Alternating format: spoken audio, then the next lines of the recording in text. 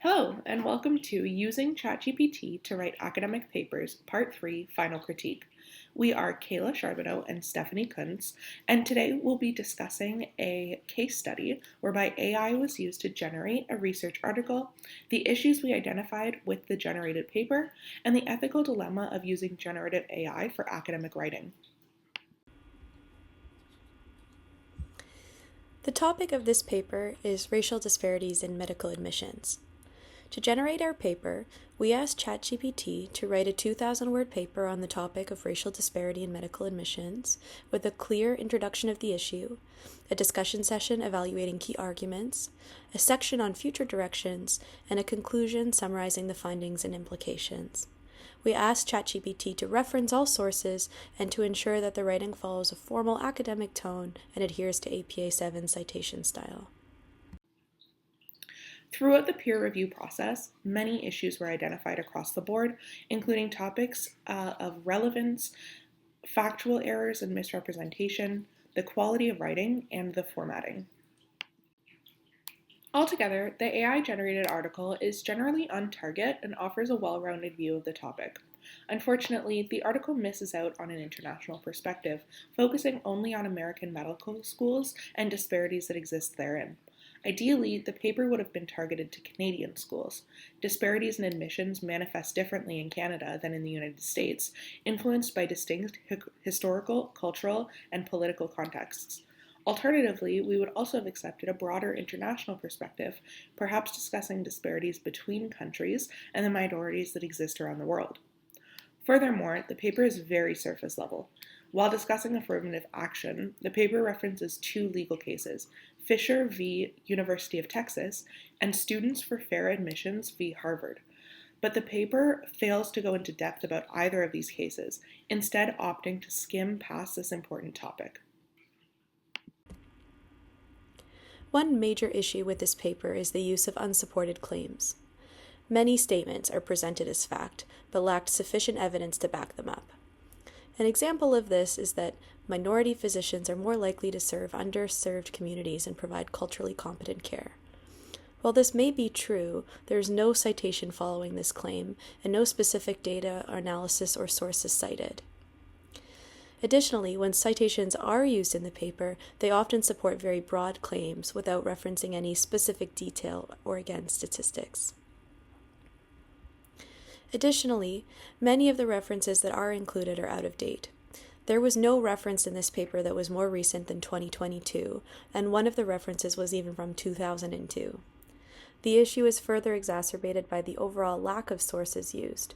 Only 6 references are cited throughout the entire 2,000-word paper. At least 10 to 20 sources would be expected for a paper of this length. Another major concern with this paper is the presence of what appear to be fabricated or misattributed sources. We'll refer to these as citation hallucinations.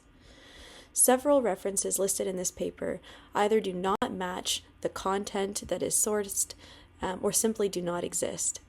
For example, the DOI for the article cited by Ward leads to a completely different article titled Social Media in Undergraduate Medical Education. The second citation from 2014, the DOI links to a paper on innovation in diabetes care models, which is obviously unrelated to our topic. Even more concerning, the U.S. Census Bureau references doesn't exist. There are no documents from the U.S. Census Bureau published on income and poverty from 2022. This is fabricated. Overall, the article is well written. It uses a formal academic tone, which is appropriate for a master's level paper and the target audience for a paper about unfair admissions to medical school. One area of improvement that exists for the article is the use of run-on sentences. The quote on the screen comes directly from the article. It reads, "The disparities in K-12 education are further exacerbated by unequal access to extracurricular and enrichment opportunities, as participation in activities such as science fairs, pre-medical clubs, and summer enrichment programs often correlates with higher academic achievement and increased interest in healthcare careers, yet URM students are less likely to have access to these opportunities due to systemic inequities in school funding and community resources." This sentence could have been divided into 2 or 3 sentences to enhance readability. Finally, the article is liberal with its use of subheadings. Fewer, more strategic headings would enhance the flow and improve readability. This paper lacked accessibility formatting, specifically with regards to the Accessibility for Ontarians with Disabilities Act, or AODA. Headings throughout the document are not properly tagged, which is a basic requirement for making content accessible, especially for users who may rely on screen readers or assistive technologies. The paper also demonstrates several APA 7 formatting issues. Headings are not properly formatted by level.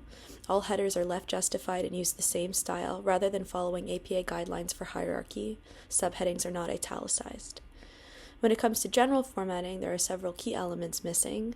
There's no title page, a writing title is missing from the header, page numbers are not included, paragraphs are not properly indented. There are also multiple issues in the references section. References are not formatted with hanging indent, and the phrase retrieved from is incorrectly used in some citations, even when it's no longer required by APA 7. After reviewing this paper, I asked myself would I feel confident naming ChatGPT as a co-author on the final paper. Ultimately, no, I wouldn't. Authorship carries significant academic, social, and even financial implications. Let's talk about it.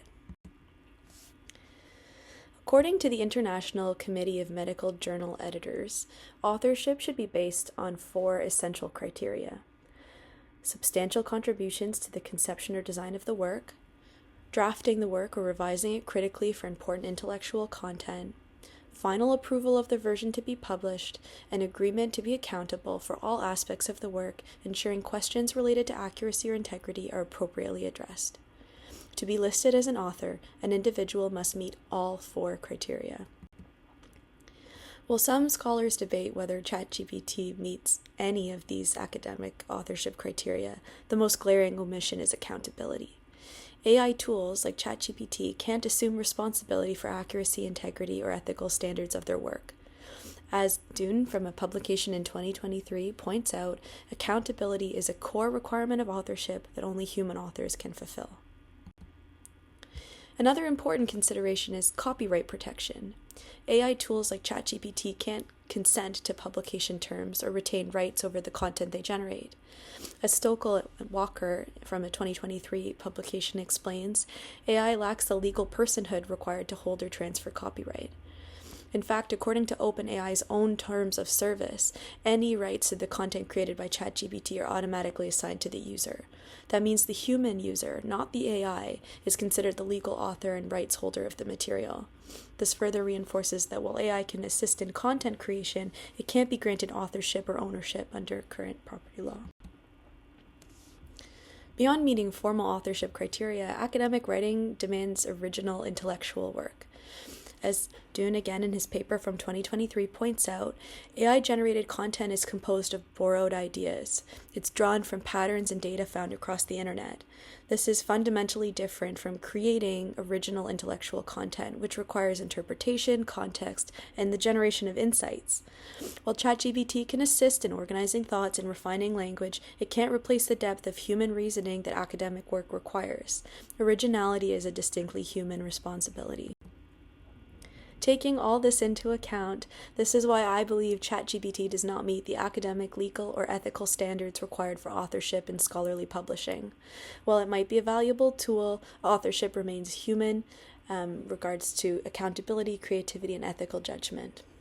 This is beyond the scope of what AI can offer. Thank you. The following recommendations for educational leaders and the use of AI for academic writing comes from Khalifa and Al-Badawi's 2024 article titled Using Artificial Intelligence in Academic Writing and Research, an Essential Productivity Tool.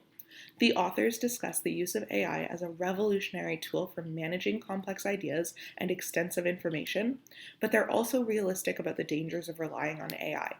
They suggest broader integration of AI tools in research workflows, emphasizing ethical and transparent use, providing adequate training for researchers, and maintaining a balance between AI utility and human insight. Specifically, the authors identified 6 domains in which academic writers need to be aware of their use of AI. These domains include idea development and research design, content development and structuring, literature review and synthesis, data management and analysis, editing, review, and publishing support, and communication outreach and ethical compliance. This article serves as a useful tool for academic writers to refer back to. Finally, the University of Saskatchewan urges researchers to be accountable, accurate, and transparent in their use of AI for academic writing. Quote, researchers must ensure the integrity of their work, be aware of AI biases and inaccuracies, and protect confidential information. We want to thank you for your attention in today's presentation, and please refer to our references for more information.